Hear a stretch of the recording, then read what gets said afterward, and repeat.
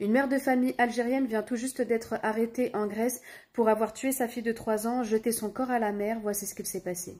Les faits remontent au 26 juillet 2025, aux alentours de 2 heures du matin.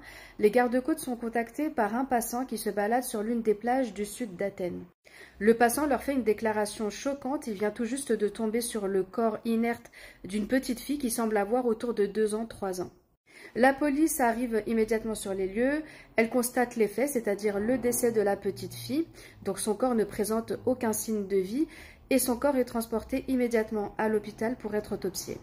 Le premier rapport médico-légal qui est rendu, il a noté comme cause du décès la noyade avec inhalation de sable.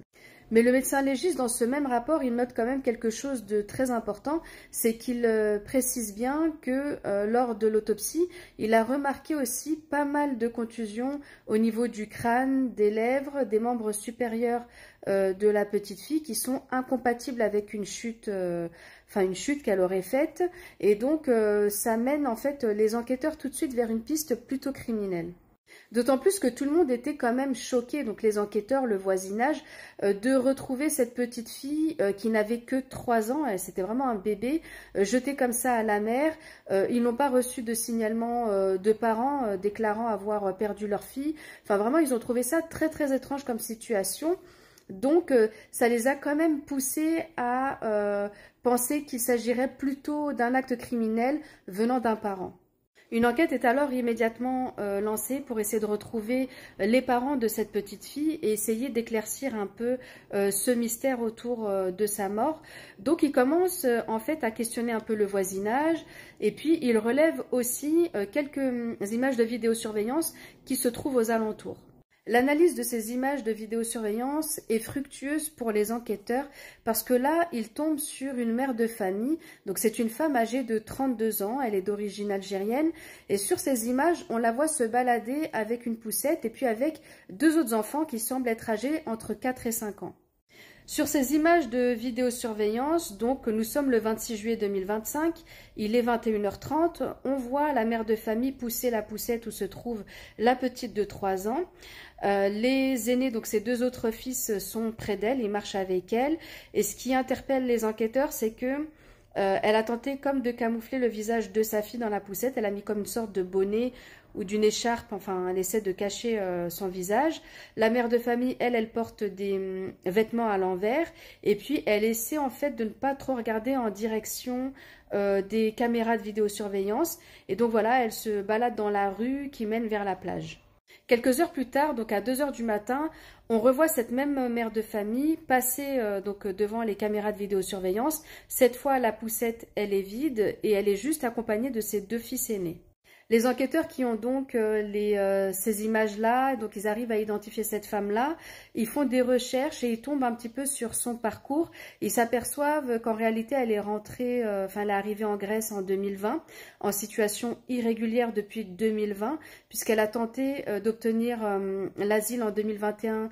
2022, ça lui a été refusé. Elle a redemandé une nouvelle fois en avril 2025 l'obtention de cet asile et cette demande a été classée sans suite le 22 juillet 2025, donc quelques jours en fait avant les faits.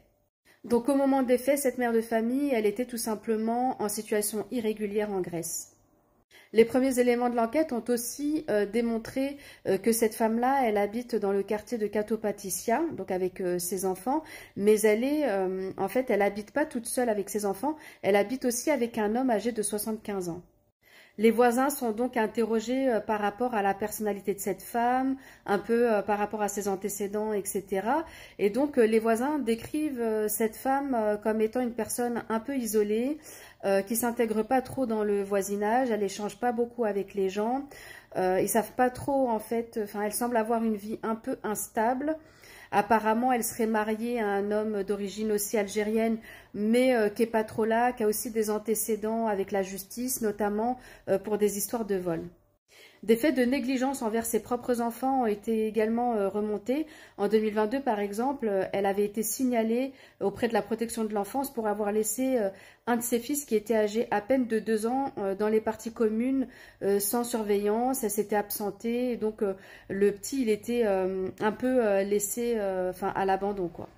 Les enquêteurs, ils n'ont eu aucune difficulté à retrouver bien sûr ses coordonnées, enfin voilà son nom, etc., son adresse. Ils se sont déplacés, ils l'ont arrêtée le 1er août 2025, donc elle a été interrogée par les enquêteurs sur ce qu'il s'est passé. Et bien sûr, elle a fourni des versions incohérentes. Dans un premier temps, elle évoque une chute accidentelle dans la salle de bain, donc qui a mené à la mort de la petite. Ensuite, un peu plus tard, parce que les enquêteurs, bien évidemment, ne la croyaient pas, donc un peu plus tard, elle fournit une autre version. Et là, elle dit qu'elle était tout simplement à la plage avec ses enfants et que sa fille s'est noyée.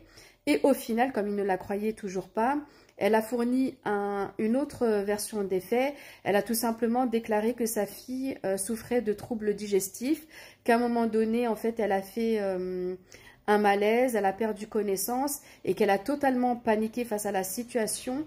Elle a préféré l'abandonner à la mère parce qu'elle avait peur, en fait, de perdre la garde de ses deux autres enfants.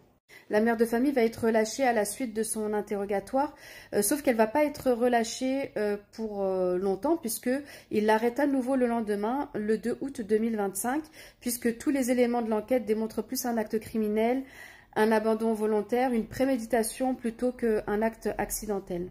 Et donc avec tous ces éléments, il l'arrête le 2 août au matin à la sortie de son immeuble. Elle est accompagnée de ses deux enfants et les enquêteurs ont déclaré qu'ils ont également retrouvé, pas très loin du domicile, dans des buissons, des vêtements, les vêtements qu'elle portait le soir du crime. Donc elle a tenté de s'en débarrasser et d'effacer des preuves. Les deux enfants sont actuellement suivis par des psychologues. Le père de famille, qui est âgé de 43 ans, lui, il est activement recherché. Donc il a un casier judiciaire assez long, puisqu'il il a eu des histoires de vol aggravé, de consommation de substances illicites et violences domestiques. Mais apparemment, d'après les éléments de l'enquête, il ne résiderait plus en Grèce depuis plusieurs mois. La jeune mère de famille est actuellement en détention provisoire. Elle est retenue donc pour homicide volontaire avec préméditation et pour maltraitance habituelle sur mineur.